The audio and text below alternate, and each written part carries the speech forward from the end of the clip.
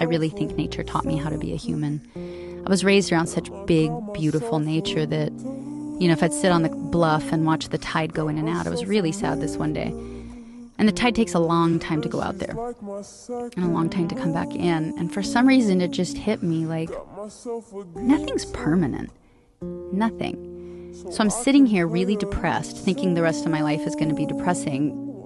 But I'm not so special that I'm the only thing in all of the universe that will not change. Yeah. So all I had to do was sit it out. And that one thing changed my life. It kept me from killing myself multiple times because I just knew all I had to do was wait for the tide to come back in. And I would just sit there and I'd rock because I was having panic attacks. Once I moved out by 16, I was having like bad panic attacks. And I would just sit there and be like, the tide's just out. But it has to change because nothing's permanent.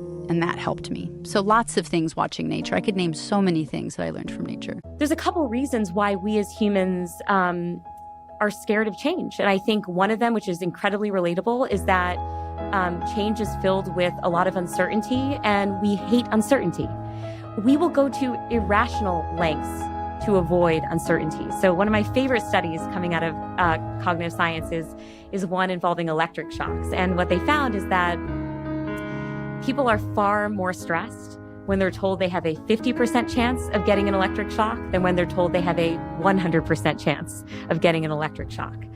So we would rather be certain that a bad thing is going to happen than to have to deal with any feelings of uncertainty and ambiguity. I do think like with homesteading, it gave me a tremendous amount of advantages as far as I was raised in an environment where it was like, figure it out. Right. Like, I know you don't know what you're doing, but you're going to be expected to figure it out. So that's really good. And then I wasn't raised with a male-female system where the women do this job and the men do that job. I was raised where everybody does everything. And so I was expected to do all the work. And I know I wasn't as strong, but I know I was as smart or as capable, and I was still expected to find a way to do it. Not to mention, like the 8 kids that were originally born, my dad's siblings were 6 girls and 2 boys. So it was very female heavy, and the women, logged, fell their own trees, skinned their own trees, built their own homes. Like, that's just how I was raised, which was a huge advantage. And I think it's why I was willing to move out at 15 when my dad wasn't nice. I was like, I'll go on my own. But it's a very different experience from what I was navigating and the pressures and challenges me as a 14-year-old was dealing with. So I have so much respect and admiration for her. Yeah, hardship clarifies what's important in life. You and I have talked about Man's Search for Meaning, that book. Having kind of an ultimate hardship clarifies that finding joy in life is not about the environment, it's about your outlook on that environment. And there's beauty to be found in any situation. Yeah. And also in that particular situation, when everything's taken from you, the thing you start to think about is the people you love. So in the case of Man's Search for Meaning, Viktor Frankl, thinking about his wife and how much he loves her. And that love was the flame, the warmth that kept him excited. The fun thing to think about when everything else is gone.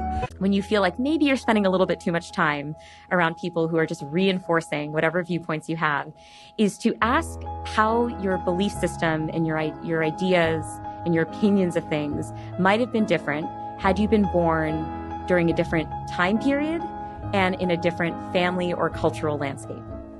And what happens when it comes to our viewpoints is that they become so tethered to our identities that we feel like if we were to jettison a certain belief or value, we would be jettisoning ourselves.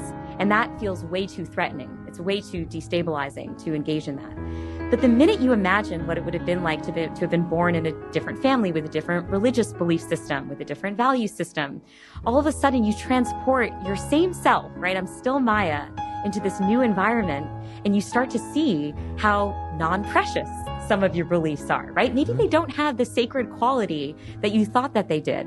And so you might be more open to changing your mind. The great thing about Nirvana is it just ripped the scab off of like culture that was like, we're a material world and we're material girls. Right. Nirvana's like, we're not happy.